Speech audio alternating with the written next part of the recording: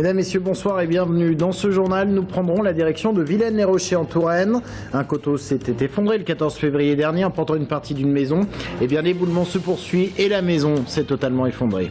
Un an après l'obtention du label indication géographique contrôlée par la Riette de Tours, ils sont 9 éleveurs porcins en Touraine habilités pour sa fabrication.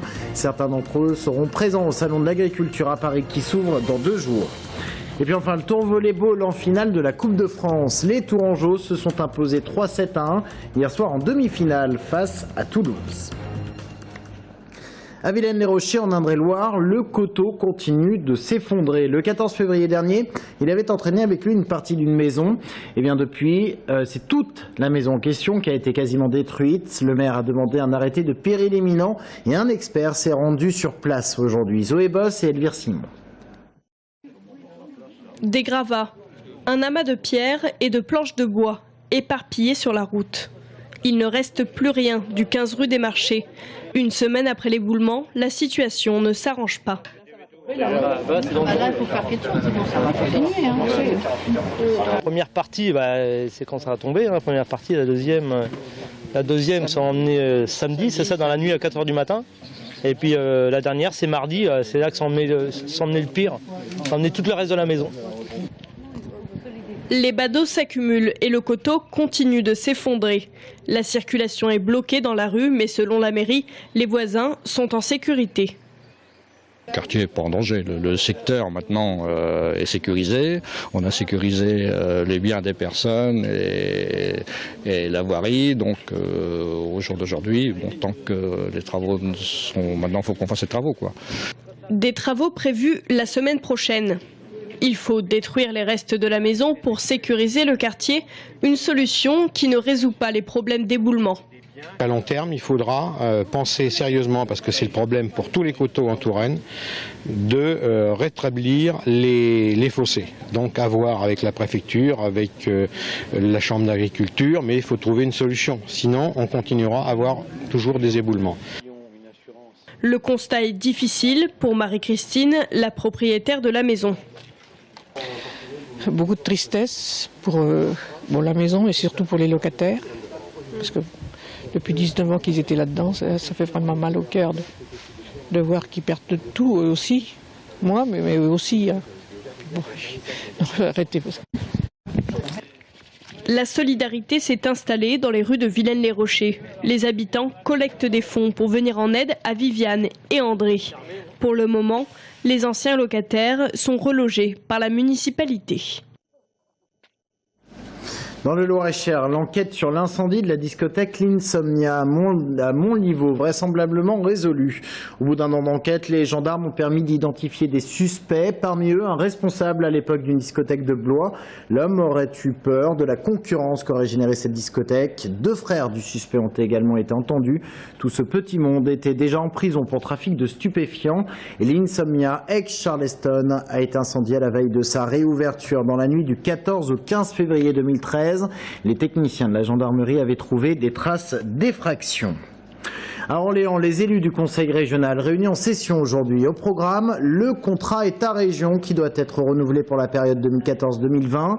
Candidature également de la région à la gestion des fonds européens pour la même période. Une nouveauté, les régions vont gérer elles-mêmes les fonds européens, conséquence de la dernière décentralisation comprise dans la loi de modernisation de l'action publique territoriale. La théorie du genre, polémique du moment pour les participants à la manif pour tous. Ils continuent leur combat, on l'a vu dans la rue, mais également maintenant dans les salles avec des conférences sur le genre en question. Visez bien sûr l'ABCD de l'égalité qui se met en place dans les écoles. Exemple, vendredi dernier à Tours, conférence avec la présence de 2 porte-paroles de la manif pour tous. Romain Delville et Sabrina Melout. Nouveau cheval de bataille des fervents de la manif pour tous, la question du genre. Selon eux, les lobbies gays opèrent une entreprise de déconstruction de l'individu en tant qu'homme et femme. En ligne de mire des intervenants, l'ABCD de l'égalité pour les écoles primaires qui vise à casser les stéréotypes de genre. Ce qui me gêne aujourd'hui dans le projet de l'ABCD de l'égalité, c'est pas qu'on veuille l'égalité entre les hommes et les femmes. Ça me gêne pas du tout, hein, et on y est tous favorables. Ce qui me gêne, c'est que on appuie beaucoup sur l'aspect social de la construction du genre, hein, sur les stéréotypes sexuels. Voilà, les filles c'est comme ça, les garçons c'est comme ça. On insiste beaucoup là-dessus, mais on ne parle pas suffisamment de l'aspect biologique du garçon et de la fille. Et je suis désolé, mais nous disons qu'un garçon et une fille, il y a des différences biologiques et il faut les prendre en compte dans l'éducation. Dans la salle, certains évoquent un complot international. À la tribune, Elisabeth Montfort, députée européenne Mouvement pour la France de 1999 à 2004, estime que le but de la théorie du genre, c'est de faire disparaître la société judéo-chrétienne. Une pensée qui trouve un écho parmi les participants, venus à la pêche aux arguments.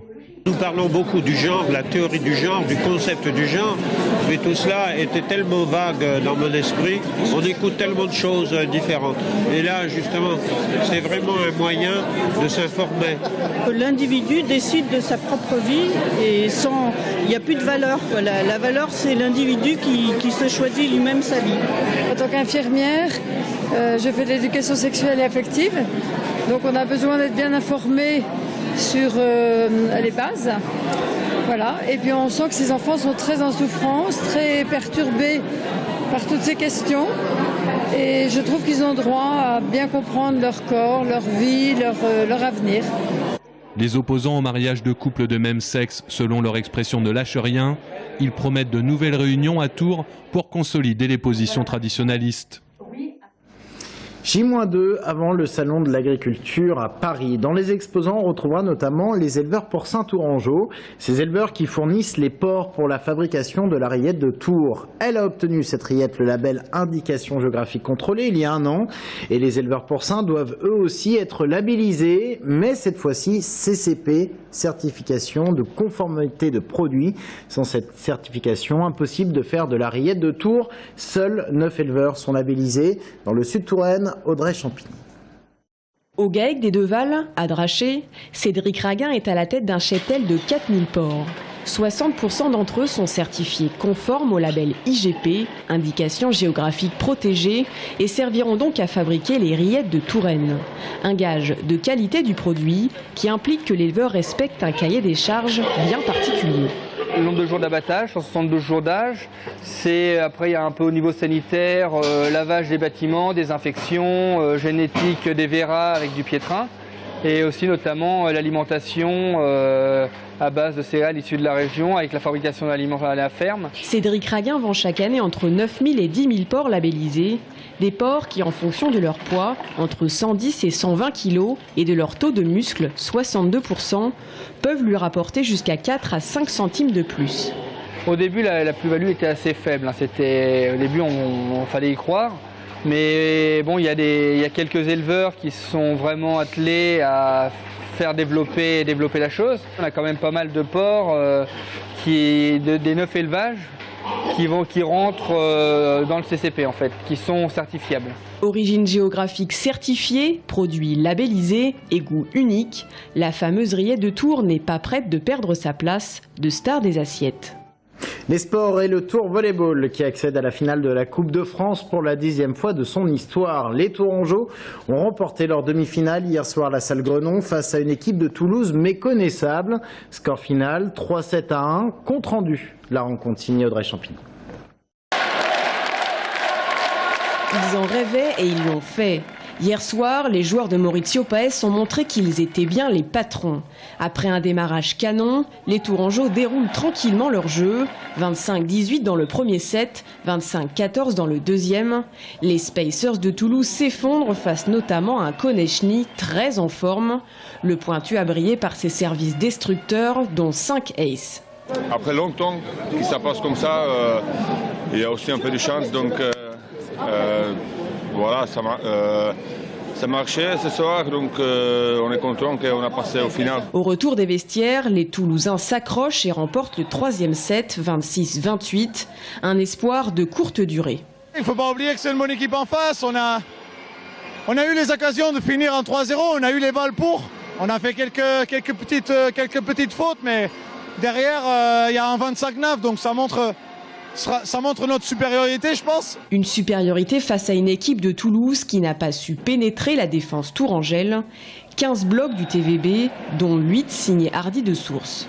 Et je les ai vus se battre, même quand on en a perdu le 3e set, on s'est arraché partout en défense. Et ça, c'est les sentiments que j'ai de la volonté de gagner, vraiment cette âne de vaincre. Avant d'affronter Paris à domicile le 5 avril prochain en finale, les Tourangeaux devront se concentrer sur les matchs du championnat pour garder leur première place du classement. Et une exposition pour terminer ce journal, elle vient d'être inaugurée au CCC, le Centre de création contemporaine de Tours. Exposition consacrée à l'artiste Guy Limon et qui se nomme 1,87e, soit l'échelle des figurines avec lesquelles l'artiste fait ses œuvres avant de les coller à même le mur. Anaïs Michaud. C'est en 1987, en sortant de l'école des Beaux-Arts, que Guy Limon commence sa série intitulée Statistiques. Des figurines en plastique à l'échelle 1,87e, peintes puis collées à même le mur, disposées en cercle, tracées à partir de l'envergure de l'artiste. Il crée ainsi un tableau à partir d'une petite foule, une idée qui lui est venue en arrivant dans la cité phocéenne. Marseille est une ville très cosmopolite et où la foule existe. Et c'est la première chose qui m'a frappé à Marseille, c'est cette présence comme ça de population dans les rues et la lecture des journaux qui déjà dans les années 80 manifestait un grand goût des Français pour les statistiques. Donc l'idée c'était de mettre en relation l'idée de foule avec la statistique et on se disait mais et cette personne-là qu'on voit dans la foule, est-ce qu'elle est pour ou contre, est-ce qu'elle aime ça ou pas ça? En fait, la statistique nous donne une information, mais en décalage avec ce qu'on voit. On ne sait pas ce que les gens pensent quand on les voit dans la rue. Donc, c'est la même chose sur une œuvre. Il y a un titre et il y a ce qu'on voit. En 2000, l'artiste choisit de jouer non plus uniquement sur la couleur des figurines, mais aussi sur celle du support, le mur. Celle-ci a été créée en 2014 pour l'exposition. C'est la 64e. Elle représente la statistique. 64% des Français sont opposés à l'intervention française en Syrie. J'ai choisi de faire disparaître les bonnets rouges dans le fond et de mettre en relation donc deux révolutions à différents degrés. Évidemment, ce qui se passe en Syrie et qu'on voit à la télévision et les bonnets rouges. Guy Limon réalise également des sculptures en enfilant les figurines pour n'en faire qu'un élément chiffré sans existence autonome. Il propose aussi à voir des tubes fluorescents recouverts de photos dont le nombre est là aussi très précis. Ici, par exemple, on compte 168 portraits, soit l'augmentation de la population mondiale chaque minute. Et c'est à voir jusqu'au 1er juin 2014 au CCC à Tours. Restez avec nous dans un instant, nous continuons notre tour des municipales à Blois. Nous recevons l'un des candidats, François Duplex, qui est à la tête d'une liste politique.